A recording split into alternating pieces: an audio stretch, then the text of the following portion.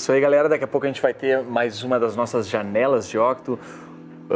Gustavo Reis, né? Está se conectando com a gente. Meu áudio demorou para dar uma entrada. Gustavo Reis está se conectando aqui com a gente. A gente vai continuar falando desse papo de educação, né? O Gustavo Reis, que é uma baita janela aqui. Super. Justamente terça-feira, que é dia de aprender, dia de botar a semana nos trilhos. E hoje o papo é sobre o Enem, né? A gente já falou semana passada com ele sobre o Enem. O assunto rendeu tanto que a gente fez ele prometer que hoje ele ia falar mais um pouquinho sobre o Enem. A gente vai falar também sobre esse atual momento político, né? Sobre as mudanças, né? As preocupações em relação a esse momento, o que a gente, além de toda essa movimentação que exigiu tanto do brasileiro, né, tão tenso, a gente também agora tem as preocupações do que vai acontecer afinal, né, o que muda, o que não muda, e certamente quem está pensando em educação, quem tem financiamento, quem tem bolsa, enfim, são muitas preocupações, né, então Gustavo também vai falar um pouquinho sobre isso, né, Gustavo? E aí, gurizada? Bem-vindo! Sempre no bom humor, hein, professor? Tudo bem? Tudo bem com vocês? E esse friozinho aí, tá bom? Maravilhoso! Eu tô adorando esse frio. Tá bem bom. Vocês sabem que hoje eu tomei 2 providências importantes contra o frio ao longo do dia. A primeira foi comer bergamota desde amanhã, sem parar. Porque não tem nada melhor, né, do que a bergamota de Montenegro, aqui do Caí, que agora tá bem docinha, é um dos grandes pontos do inverno para mim, pessoalmente. E a segunda foi que depois do almoço eu troquei o meu café por uma dose de quentão. Eita! Causou inveja na gente agora. Uma dosezinha, né? Lúcio Brancato ficou até nervoso aqui pensando no, né? Bom, o quentãozinho é bom, hein? Poxa, o quentão... Mas é que assim, ó, a julgar pelas últimas incursões turísticas e profissionais do Lúcio Brancato, o quentão dele vai ser um pint, né? O quentão dele vai ser no metrô de Londres. Tá acompanhando o nosso curador, Lúcio, aí ele também tá aqui no nosso ouvido dizendo aqui assim... desmerecendo o nosso quentão. Um pint escurinho, não sei o quê. Mas e aí, professor, quais são as novas aí do Enem? Fizemos então, ele prometer que falaria de Enem essa semana de novo, Exatamente. né? Vai cumprir, né, Gustavo? Eu acho importante porque as inscrições ainda estão abertas, né, Carol? E, sabe, a gente insistiu fortemente na semana passada que as pessoas não deixassem para a última hora.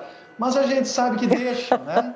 A gente sabe que as pessoas, infelizmente, têm esse hábito no Brasil. E é só acessar a internet e realizar a sua inscrição, não precisa pagar a taxa instantaneamente, pelo contrário, a pessoa imprime um boleto e leva até uma agência bancária ou uma lotérica para pagar. Né? Ou seja, não tem por que esperar a sexta-feira sinistra, que é a próxima, o dia 20, para realizar a inscrição. A gente sabe que os servidores vão congestionar, a gente sabe que vai ser aquela choradeira. Exatamente. E se isso é evitável, se as pessoas puderem fazer isso o quanto antes, melhor, né?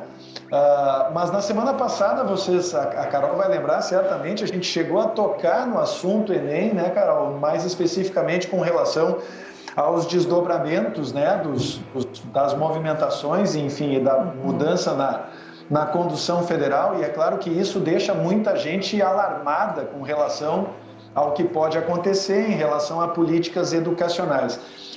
E eu passei bastante tempo pensando nisso durante a semana para ver o que eu poderia trazer para vocês em termos de estímulo à reflexão, porque eu acho que é essa a minha principal tarefa aqui nas janelas de Octo, né? A gente não esgota temas. É verdade.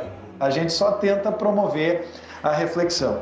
E o que eu estava pensando, e isso é algo muito sério e que, de certa forma, justificaria, eu diria, eu não sou uma autoridade no assunto, eu não sou advogado, eu não sou jurista, mas eu acho que isso deveria estar previsto na Constituição. Está passando da hora da gente tratar a educação a partir de políticas de Estado ao invés de políticas de governo, né? Políticas que sejam vinculadas a um determinado grupo que as conduz durante um certo tempo.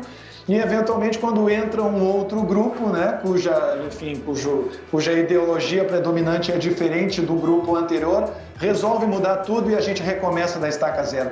Isso é absurdo, se nós formos parar para pensar. Sim. Porque a gente acaba pagando um preço altíssimo e depois fica invejando situações como a da Coreia do Sul e como a da Finlândia e como a da própria China. É verdade. Que tratam a educação com seriedade, e emblemático talvez seja especificamente o caso da Coreia do Sul, né? que era um país de camponeses completamente destroçado depois da guerra, na década de 50, e que se tornou a potência educacional que nós sabemos que é hoje, né? Então, de fato, existe muita gente alarmada, muita gente pensando, né, questionando quais serão os rumos, enfim, dos projetos que foram lançados pelo governo anterior, do ProUni, do FIES, e existe algo que é importante frisar: todos esses projetos, eles têm em comum, né? Eles precisam de dinheiro para acontecer.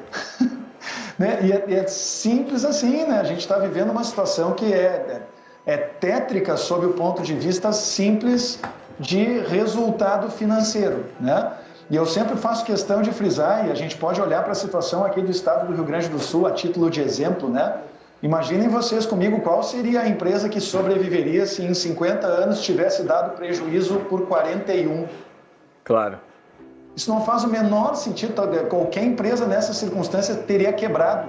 Muito provavelmente não teria sobrevivido a 3, talvez 4 anos com muito esforço, apresentando resultado negativo atrás de resultado negativo, né? E o que a gente observa, tanto na esfera, né, claro, existem exceções à regra, exceções conjunturais, exceções administrativas, a gente pode, né, nem é meu papel, né, entrar nesses méritos que são mais específicos, situacionais, temporais, digamos assim, mas é importante que a gente leve isso em consideração e aprenda a lição definitiva de que se tem uma coisa que a gente precisa tratar com respeito, com carinho e com seriedade, é a educação. Sim. Né? Não sei, eu jogo para vocês. Você abordou tão amplamente a questão, eu ia te perguntar se você tem algum palpite agora, ainda mais com essa fusão dos Ministérios da Cultura e da Educação, se vai se cortar algum plano ou se a coisa vai estagnar, o que você acha que vai acontecer nesse âmbito aí? Eu acho, na real, eu acho o seguinte, eu acho que as coisas já vinham sendo cortadas, né? Ciências Sem Fronteiras já estava paralisado. O FIES estava com as bolsas novas reduzidas a praticamente zero. A gente não tem novas bolsas de doutorado e de pós-doutorado sendo concedidas pelo Ministério da Educação já desde meados de 2015. Eu não sei se vocês têm acesso a essa informação, mas eu trato direto com um professor que trabalha junto comigo na escola. Ele está fazendo pós-doutorado e ele se declara extremamente sortudo porque as bolsas de pós-doutorado foram cortadas uma semana depois da bolsa dele ser aprovada. Uhum. Então, vocês imaginem, né? E é temerário isso em tantos aspectos, né? Eu sei que a gente começou com a janela anunciando vamos falar no Enem, né? E agora, de repente, já estamos falando em pós-graduação, pós-doutorado, imagina, né? Mas é tão temerário isso porque tem tantas implicações se a gente pensar, por exemplo, no tradicional tripé ensino, pesquisa.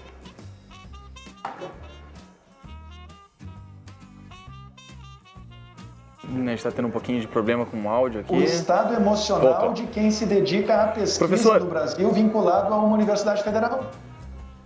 A gente tem a impressão, não sei se tu concorda comigo, Gustavo, de que o Brasil está sempre correndo atrás do erro, né, tapando buracos, né? Deu o exemplo, né, dos países do Oriente que tem um exemplo de educação e é desde a base, né? A gente vê as crianças aprendendo a respeitar o ambiente da escola, aprendendo a respeitar o mestre desde pequenininhos e a gente aqui está sempre tapando furo, né?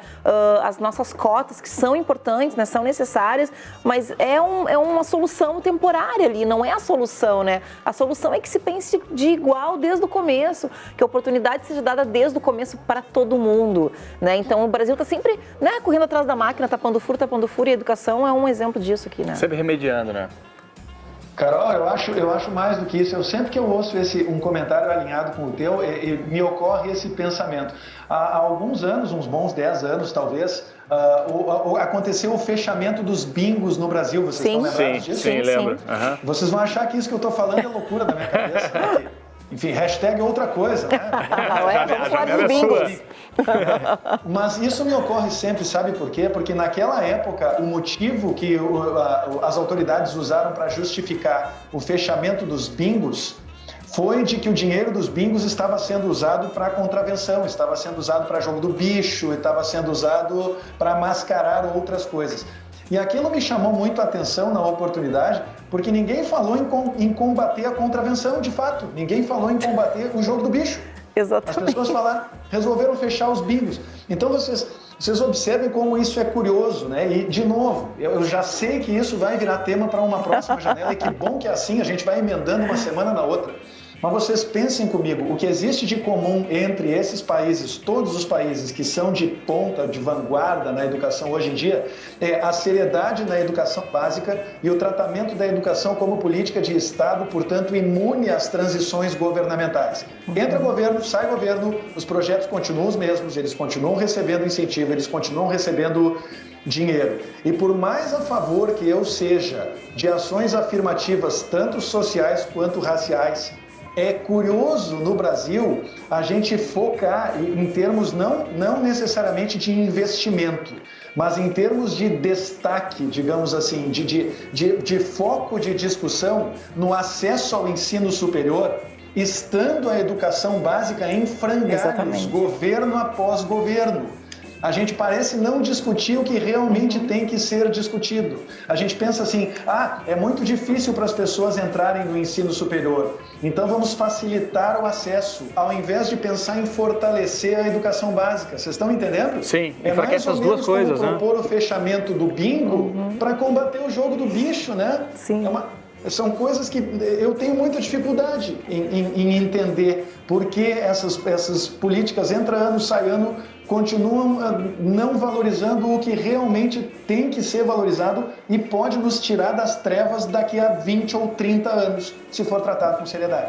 É o nosso jeitinho, né? É verdade. É o jeitinho ali, o jeitinho aqui, enfim, né? Mas você acha, professora, agora falando, o Enem desse ano vai acontecer, né?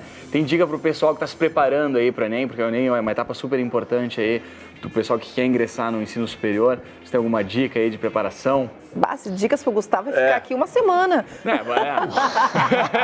Dicas do Enem com o Gustavo Pra não Reis falar ficar mais aqui nisso. até... Percebe-se que a Carol já identificou que eu sou um sujeito meio prolixo. Não, mas é que é muita... Não, é que eu sei que tem muita informação, não é prolixo, né? É bastante referência. Pro Enem, então eu sei que, né, é bastante coisa. Demais.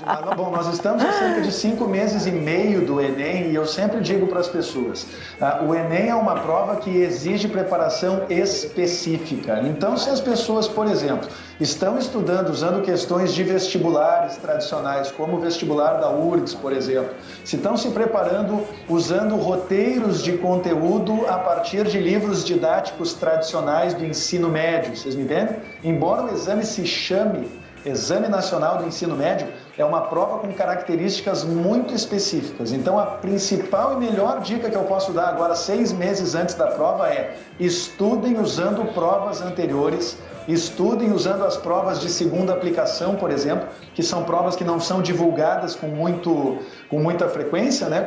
com muita amplitude, assim, o governo não faz muito barulho, mas que podem ser usadas por candidatos que estão se preparando agora como se fossem simulados. Né? E Sim. O próprio Ministério da Educação, uma iniciativa muito legal que eu espero que seja mantida, criou um portal chamado Hora do Enem. Talvez vocês tenham acompanhado, né? Eu fiquei até triste porque eu uso esse nome, Hora do Enem, nas minhas aulas aqui desde 2011. Não patenteou. Mas enfim, né? Tudo bem, não tem problema, tá tudo certo. E esse portal, ele organiza simulados periódicos que são realizados em finais de semana. Já aconteceu um e acontecerão pelo menos outros 2 até o final do ano. É uma prova dura, uma prova extensa, uma prova que exige muito dos candidatos emocionalmente. E a pior coisa que alguém pode fazer, especialmente se vai se submeter ao Enem pela primeira vez, é chegar verde no dia da prova sem jamais ter feito uma prova do Enem e considerar aquilo como um admirável mundo novo, mas vai dar tudo certo, Sim. Porque afinal de contas eu me formei no ensino médio e tudo vai ser bom. Não, a experiência costuma ser traumática para quem não se prepara especificamente para ela. Então eu falei, não é? Uma boa dica, viu? Fica a dica, é uma ótima dica. Eu já fiz a prova do Enem, realmente. Tu não para de trabalhar nenhum segundo ali, tu faz até só o apito ali, tu nunca descansa, né? E fica tranquilo ali, espera acabar, nunca sai antes da hora, não acontece. Faremos uma janela sobre o segundo dia do Enem, merece. Acredito que é importante, muito. muito. Porque o segundo dia do Enem é o dia em que tem prova de matemática, tem prova de linguagens e códigos e tem a questão de redação. E aí o Ministério da Educação e o INEP, de maneira muito benevolente, dão 1 hora a mais para os alunos fazerem a questão de redação. Entendi. É tenso. Eu tenho um ditado que eu sempre digo para os meus alunos e eles ficam chateados comigo, porque afinal de contas as pessoas estudam para melhorar. Eu digo, o aluno bom não termina a prova no segundo dia. Nossa, meu. Vou te Isso é a pior coisa. Vou te lançar um outro pedido para semana que vem, junto com esse teu raciocínio, Gustavo. Será que precisa todo esse desgaste emocional para a pessoa ter acesso à educação? Vamos refletir um pouco sobre isso. Vestibular, Enem, né? Eu sei que tem escolas que fazem seleções super rígidas também para pré-adolescentes, enfim, né? Que nem tem essa maturidade ainda de, né? Claro, todos nós ficamos tensos, mas... Talvez até vai ensinar esse lance da pressão, né? Exatamente, o ensino, claro que ele tem que exigir do aluno preparação, responsabilidade, mas esse desgaste emocional, vamos falar disso semana que vem, Gustavo, o que tu acha? Com o perdão do plágio, desde já antecipando um pouco do tema da semana que vem, é o nosso jeitinho. É o nosso jeitinho, muito bom. Muito obrigado, Obrigada, professor. Gustavo. Grande janela aqui de Octo.